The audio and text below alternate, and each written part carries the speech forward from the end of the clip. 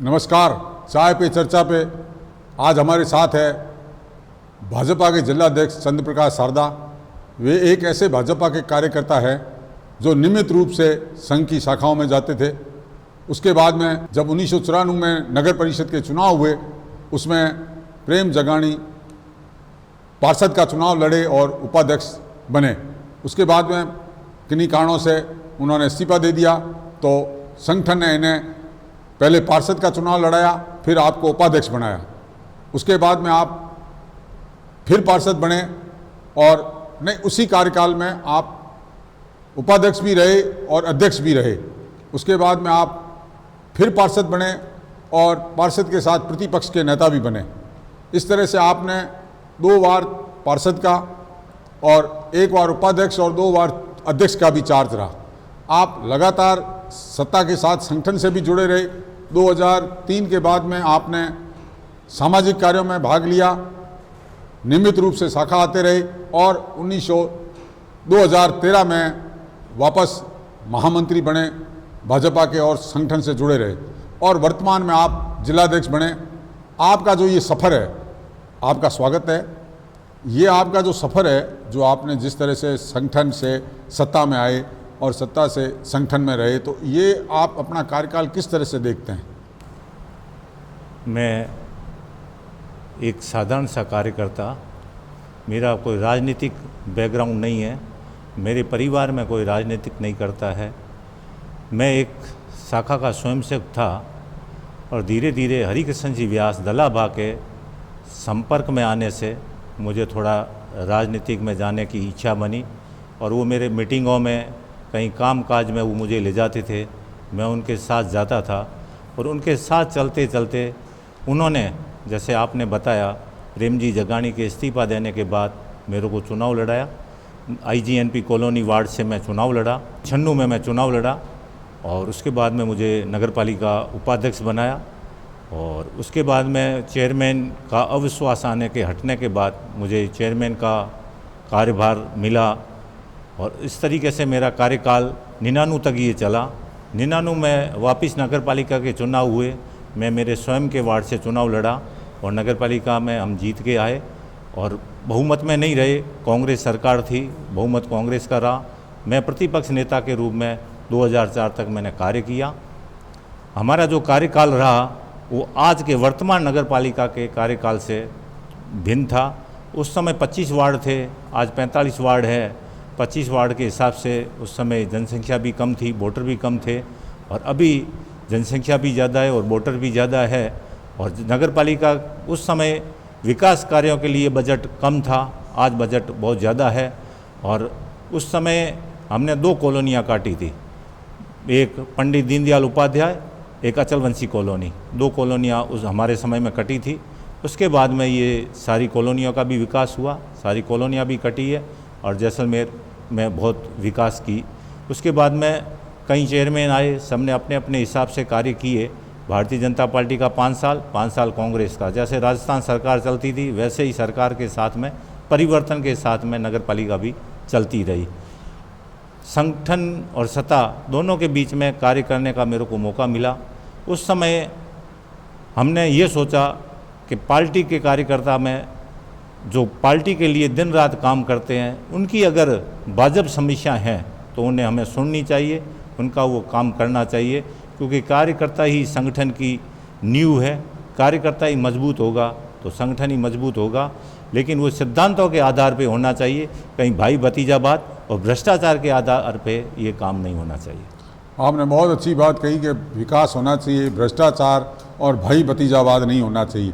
आपने जब से जिलाध्यक्ष का पदभार संभाला, उसके बाद में आप जैसलमेर के लिए एक तरह से लकी साबित हुए। 20 वर्ष तक लगातार जहां पंचायती राज भाजपा से दूर था और वो आपने बड़े ही अच्छे ढंग से चुनाव जितवाया, भाजपा को कम बहुमत होने के बावजूद भी आपने बनवाया। उसके बाद में आपने पोखरण नगरपालिका का चुनाव भी भाजपा की झोली में डाला। तो इस तरह से आप क्या देखते हैं कि किस तरह से आपने ये कर पाए? आप मुझे पार्टी ने अध्यक्ष बनाया, मेरे किसी ने भी कोई रिकमेंड नहीं थी और कहीं मेरी कोई ऐसी लॉबिंग भी नहीं चली कि मुझे अध्यक्ष बनना है।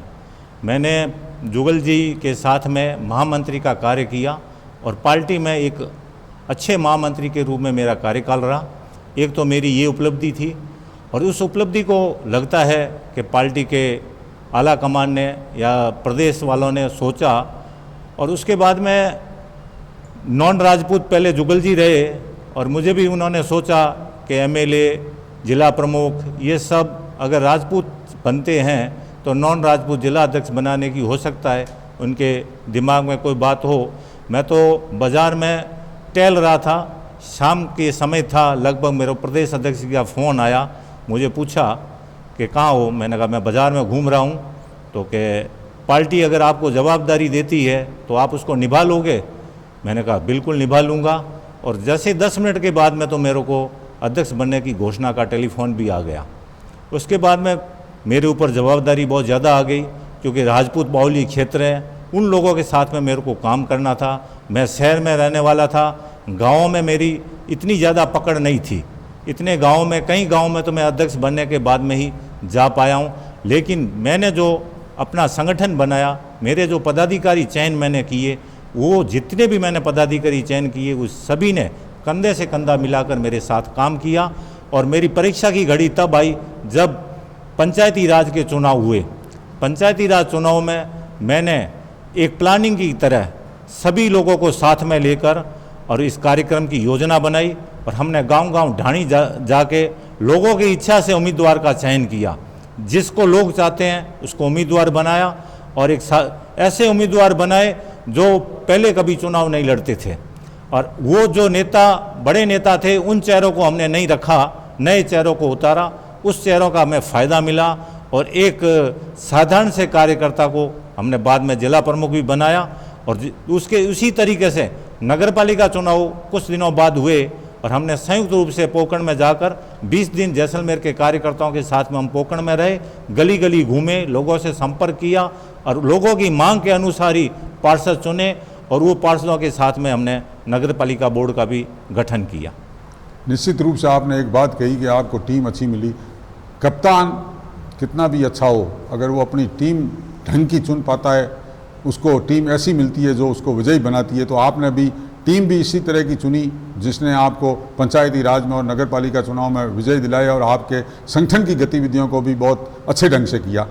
जो परिवर्तन आज भाजपा में आ रहा है कि भाजपा आज विश्व में ऐसा माना जाता है सबसे बड़ी पार्टी है, 16 करोड़ जिसके सदस्य हैं, और ये माना जाता है कि 24/7 24 घंटा 7 दिन में काम करने वाली पार्टी है। तो ऐसे में आपके एक दिन बीतता ही नहीं है, दूसरे दिन आपको एक नया टास्क मिल जाता है, तो वो आप किस तरह से कर पाते हैं? भारतीय जनता पार्टी में इतना काम रहता है कि 24 घंटा ही काम करना पड़ता है, लेकिन मेरे कार्यकर्ता थकते नहीं हैं। मेरे महामंत्री, उपाध्यक्ष, मंत्री, सब लोगों को मैं काम बांट के और उन सब के जवाबदारी दे के, हर कार्यक्रम की अलग अलग उनको जवाबदारी दे के सारे कार्यक्रम कराता हूँ। जैसलमेर के अंदर जो पार्टी का कार्यक्रम चला, बूथ स्तर पर फोटो युक्त बूथ समिति, पन्ना प्रमुख, ये सारे कार्य राजस्थान में सबसे पहले करके जैसलमेर ज़िले ने पहुँचाए। और वहाँ जयपुर में भी सबसे प्रथम जैसलमेर ज़िला रहा। यहाँ 617 बूथ है, हमने 617 बूथ पे बूथ समितियाँ बनाई, पन्ना प्रमुख बनाया। और हमारी दूरियाँ जैसलमेर की देखते हुए हमने प्रदेश से निवेदन किया। पहले हमारे 12 मंडल हुआ करते थे, प्रदेश ने हमने निवेदन किया तो उन्होंने हमें 12 से 24 मंडल हमारे बना दिए, ताकि मंडलों की दूरियां कम हुई। और हर मेरे पार्टी के पदाधिकारियों को जो भी प्रदेश से काम आता है मैं उनको बांट देता हूं। और उन पे मॉनिटरिंग करने के लिए, मंडल अध्यक्षों के ऊपर मॉनिटरिंग करने के लिए इन सभी पदाधिकारियों को हर मंडल के प्रभारी के रूप में मेरे लगाए हुए हैं। इसलिए सारे काम को हम ईजी तरीके से कर लेते हैं, हमें ये भार नहीं महसूस होता है। हमें ये महसूस होता है, हम इंतज़ार करते हैं कि कल हमारे पास और कौन नया काम आने वाला है। हंसी खुशी से हम ये सारा काम करते हैं, क्योंकि जो मोदी जी ने देश के अंदर जो परिवर्तन 8 सालों में लाए हैं, वो लोगों के अंदर एक ऑक्सीजन का काम करता है, एक ताकत का काम करता है। उसके आधार पर और उसके मोदी जी के नाम पर और उनकी योजनाओं का गांव-गांव तक पहुंचाने के लिए हर कार्यकर्ता उत्साह के साथ गांव-गांव में मोदी जी की योजनाओं का प्रचार प्रसार करके लोगों को कैसे उस कार्यक्रमों का लाभ मिले, उसके लिए तत्पर रहते हैं। निश्चित रूप से संगठन के माध्यम से ही सत्ता का रास्ता होता है। अगर संगठन मजबूत है तो निश्चित रूप से सत्ता उसी दल को मिलती है। आप जिलाध्यक्ष बने एक फॉर्मूले के तहत कि गैर राजपूत को जैसलमेर में जिलाध्यक्ष बनाना है, प्रधान प्रमुख एमएलए एमपी राजपूत बनते हैं, तो वैसी स्थिति में एक फॉर्मूला बना कि गैर राजपूत को जिलाध्यक्ष बनाया जाए। उसमें उसकी पहली कड़ी में जुगल जी व्यास बने और दूसरी कड़ी में उसमें आप बने। अब अगर कोई ऐसी परिस्थितियां बनती है कि गैर राजपूत विधायक की बात होती है, तो आप उसमें क्या समझते हैं उस बात को लेकर कि गैर राजपूत विधायक होना चाहिए, या अगर गैर राजपूत विधायक को टिकट मिलती है तो क्या परिस्थितियां बनती हैं? वर्तमान परिस्थिति में जैसलमेर में चुनाव के लिए प्रदेश से कई टीमें घूम रही है, सर्वे का भी कार्य चल रहा है। अगर पार्टी को ये सोचे और पार्टी को लगे कि कार्यकर्ताओं को आगे करना है और उसके लिए कोई कार्य करना है, तो अगर पार्टी कोई आदेश देगी तो हम उसके लिए पीछे नहीं हटेंगे। लेकिन हमारी ये मांग कभी नहीं रहेगी पार्टी से कि हमें विधायक के लिए टिकट दे। अगर पार्टी हमें उसके लिए उपयुक्त समझती है तो हम पीछे हटने वालों में नहीं हैं। चाय पे चर्चा पे एक ब्रेक के बाद फिर मिलेंगे। चंद्र प्रकाश जी ने बहुत अच्छे ढंग से हमें संगठन के बारे में बताया और संगठन से किस तरह सत्ता का रास्ता पहुंचता है उसके बारे में बताया। चाय के बाद फिर चर्चा करेंगे।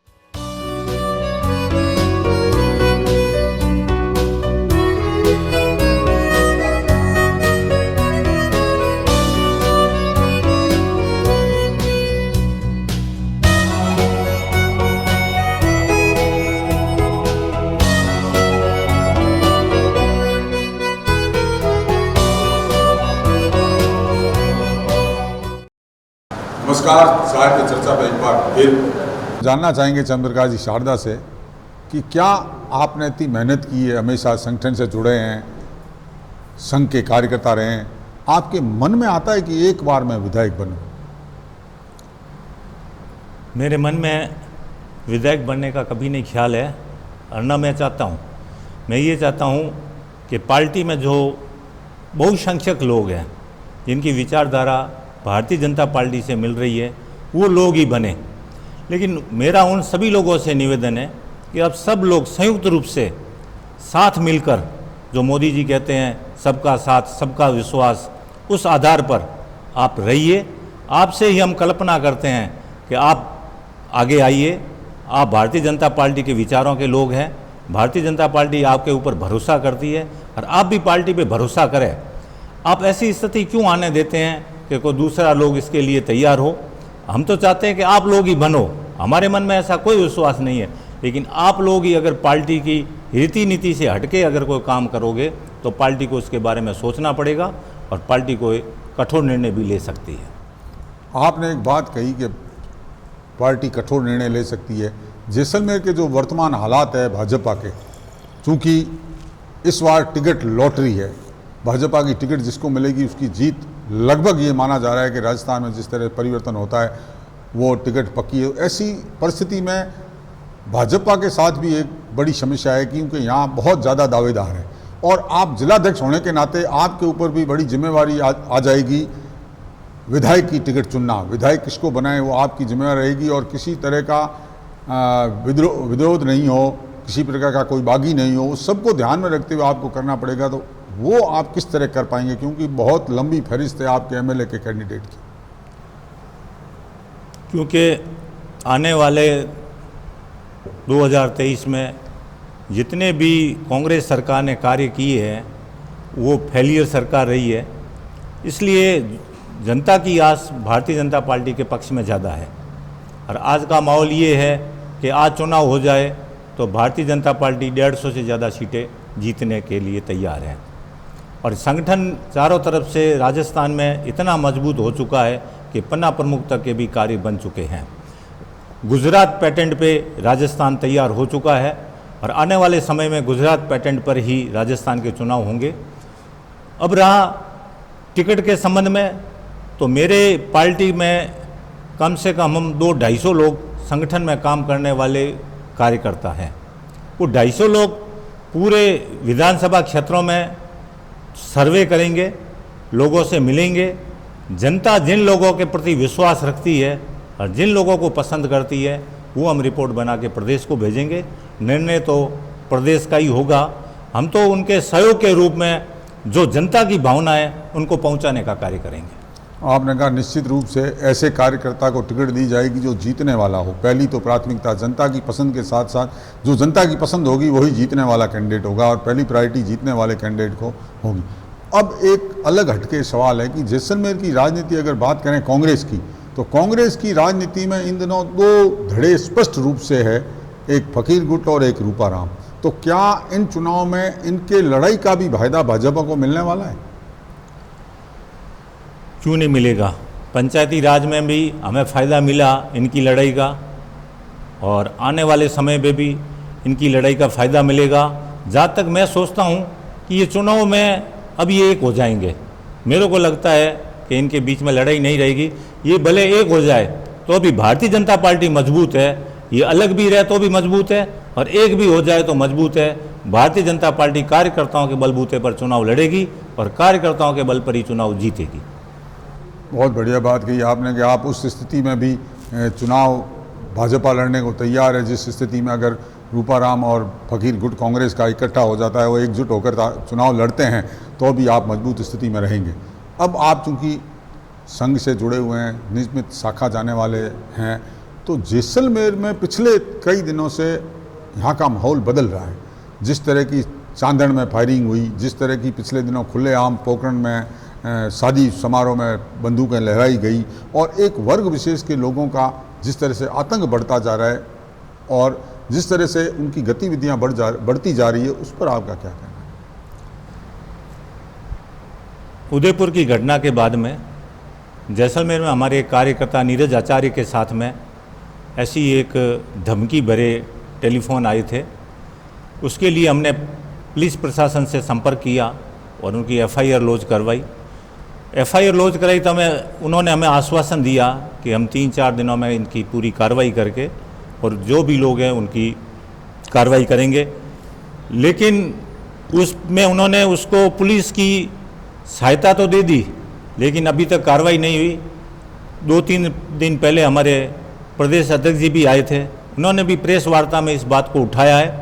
हम अभी भी कुछ कार्यकर्ता कुछ दिन पहले एसपी साहब से भी मिले थे, पुनः हम जाएंगे, उनसे संपर्क करेंगे कि आप उस पर कार्रवाई करिए। ऐसे घटनाएं जो हो रही है उस पर विराम लगाइए। ये शांत प्रिय जिला है, यहाँ भाई के हिसाब से हिंदू मुस्लिम रहते हैं। इस वातावरण को अगर कोई ख़राब करने की कोशिश करे तो पुलिस प्रशासन से हमारी एक ही प्रार्थना रहेगी कि उन पर तुरंत कार्रवाई करे। दबाव प्रेशर में आके जो सत्ता अभी राजस्थान की कर रही है, उसके दबाव में आके अगर वो कार्य करेगी तो भारतीय जनता पार्टी उनका पूरा खुल के विरोध करेगी। जिस तरह से जैसलमेर का पिछले दिनों ये उदयपुर की घटना हुई, उसके बाद से बदल रहा है, जोधपुर की घटना हुई, भीलवाड़ा की घटना हुई, जिस तरह से ये घटना हुई उसके बाद में एक तरह का माहौल बदल रहा है। जैसलमेर में कांग्रेस सरकार, पिछली कांग्रेस सरकार ने यहाँ की खुफिया तंत्र को कमज़ोर किया था। किसी भी क्षेत्र में अगर आपको सफल होना है तो आपका खुफिया तंत्र बहुत मजबूत होना चाहिए, और खुफिया तंत्र को कमज़ोर किया था। जो सीमावर्ती क्षेत्र में चौकियां थी, उस चौकियों को बंद किया था, फिर भाजपा शासन में खोली भी गई मगर उसको वापस बंद कर दिया गया। तो इस तरह के खुफिया तंत्र के बारे में किस तरह की आपकी सरकार आती है भाजपा की, आप जिलाध्यक्ष रहते हैं या विधायक बनते हैं, तो आप उस स्थिति में यहाँ जैसलमेर के इस क्षेत्र में क्या काम करना चाहेंगे? इस तंत्र में कुछ महीने पहले हमारे गृह मंत्री अमित शाह जी ने यहाँ दौरा किया था और यहाँ उन्होंने इस सारी बातों की जानकारी भी ली है। और हमारे विचार परिवार का एक संगठन सीमा जन कल्याण समिति इस कार्य में पूरा कार्य कर रही है। कहीं भी आवश्यकता होती है तो हमें भी बुला के इस मामले में चर्चा भी होती है, और जो भी रिपोर्टिंग होती है, जो उचित लगती है कि ये हमारे ज़िले के लिए खतरनाक बात है और जैसलमेर ज़िले में इससे नुकसान है, तो हम उस रिपोर्ट को आगे भी भेजते हैं। और बॉर्डर पे हमारे रहने वाले सभी कार्यकर्ताओं को इस बात में तैयार किया हुआ है कि ऐसी कोई घटना है या आपको ऐसा कुछ लगे तो तुरंत आप उसके लिए हमें सूचित करें। उस कार्रवाई को हम आगे पहुंचाने के लिए तत्पर रहते हैं, ताकि जैसलमेर एक शांत और टूरिज्म जो ज़िला है वो बरकरार रहे। जैसलमेर ज़िले के एक काबीना मंत्री है और जैसलमेर में विधायक है, आप किस नज़रिए से देखते हैं कि इन 5 सालों में क्या विकास हो पाया है इस क्षेत्र का, या क्या भेदभाव बढ़ता जा रहा है विकास में? तो इस संबंध में आपका क्या कहना है? इनका जैसलमेर जिले में तो क्या पूरे राजस्थान प्रदेश में कोई विकास के नाम पे कुछ नहीं हुआ है। इन्होंने तो अपनी कुर्सियां बचाने के लिए ये पूरा समय निकाला है। और जैसलमेर के ये मंत्रियों ने और विधायक ने जो भारतीय जनता पार्टी के काम उस समय की जो योजनाएं चल रही थी और जो काम चल रहे थे 80% 90% जो काम हो चुके थे उन पे इन्होंने अपने पत्थर लगा के और नाम लगाने का कार्य किया है। बाकी इन्होंने कोई ठोस काम नहीं किया है। ये भारत सरकार की जितनी योजनाएं हैं उनको अपने नाम से भुनाने के लिए कार्य कर रहे हैं। बाकी इनके पास न तो कोई साधन है, न कोई पैसा है, और न ये पैसा ला रहे हैं, और न यहाँ जैसलमेर का कोई विकास हो रहा है। जितना भी विकास हो रहा है केंद्र सरकार की योजनाओं का यहाँ विकास हो रहा है। हमेशा चाहे राजस्थान की सरकार हो चाहे केंद्र की सरकार हो, केंद्र में भले कांग्रेस नहीं है मगर राहुल गांधी और हमेशा आरोप लगाते हैं कि भाजपा अडानी और अंबानी है। आज कल लोकसभा में सीतारमन ने एक जवाब दिया कि राजस्थान में सर्वाधिक इस सरकार ने अडानी को ज़मीन सोलर प्लांट के लिए अलॉट की है।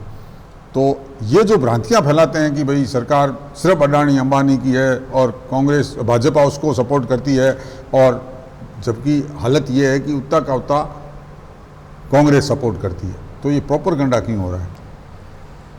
कांग्रेस झूठ बोलने में माहिर है। पिछले 55 साल से इन्होंने राज झूठ के आधार पर ही किया है। गरीबी ख़त्म करेंगे, आज तक गरीबी ख़त्म नहीं करी। ये नारा चला के इन्होंने राज भी किया। अभी राहुल गांधी जी ने 3.5 पौने 4 साल बाद पोखरण में ही कहा था कि 10 दिन में सारे किसानों का मैं कर्ज माफ़ कर दूंगा, बेरोजगारों को भत्ता दूंगा। ये झूठी सरकार ने आज तक कुछ नहीं किया। तो ये कंपनियां तो ये ला रहे हैं, उनसे पैसा ये बटोर रहे हैं और आरोप मोदी जी पे और भारत सरकार पे लगा रहे हैं। अब लोगों को ये बात समझ में आ गई है सोशल मीडिया में। अभी तो हमारे मंत्री जी ने लोकसभा में भी जवाब दे दिया है, तो जनता को अब पता चल गया है कि वास्तव में क्या है। अब कि इनकी झूठ में जनता आने वाली नहीं है। इनकी अब सारी अभी इनके ऊपर तो ईडी की कार्रवाइयाँ चल रही है। इनके राष्ट्रीय नेता उस पेशियों में जा रहे हैं और उसके लिए यहाँ के पूरे हिंदुस्तान के कांग्रेसी नेता आंदोलन कर रहे हैं, धरना दे रहे हैं। अब बताओ, एक भ्रष्टाचार को बचाने के लिए जो कार्य कर रहे हैं, तो उन लोगों से तो अब हिंदुस्तान को इन्होंने खूब लूट लिया। अब इनके दिन लदने वाले हैं। आने वाले समय में इनको कोई पूछने वाला नहीं है। चंद्र प्रकाश जी ने चाय पे चर्चा पे खुलकर हमसे चर्चा की। उनकी बातों से ये लगा कि वो संगठन से पूरे तरह से नींव से जुड़े हुए हैं। संगठन की बात को वो बड़े ही प्रभावी ढंग से रख रहे हैं और संगठन को सर्वोपरि मानकर ही अपने राजनीतिक जीवन को या उसको आगे बढ़ाना, और कार्यकर्ताओं को भी ये संदेश दे रहे हैं कि संगठन के माध्यम से ही सत्ता में जाया जा सकता है। संगठन मजबूत होगा तो सत्ता मजबूत होगी। चाय पे चर्चा पे आप हमारे साथ आए, आपका बहुत बहुत धन्यवाद। आज मुझे डेजर्ट स्टाम में बुलाया, विमल जी के साथ में चाय पे मेरी चर्चा हुई, बड़ी अच्छी चर्चा हुई। और यहाँ आने पर एक जैसलमेर का चैनल कार्य कर रहा है, ये सफलतम कार्य करे, ये मेरी शुभकामना है। और भगवान लक्ष्मीनाथ जी से प्रार्थना करता हूँ कि इनका ये चैनल अच्छा चले और जैसलमेर के लिए ये लाभदायक सिद्ध हो। धन्यवाद। नमस्कार।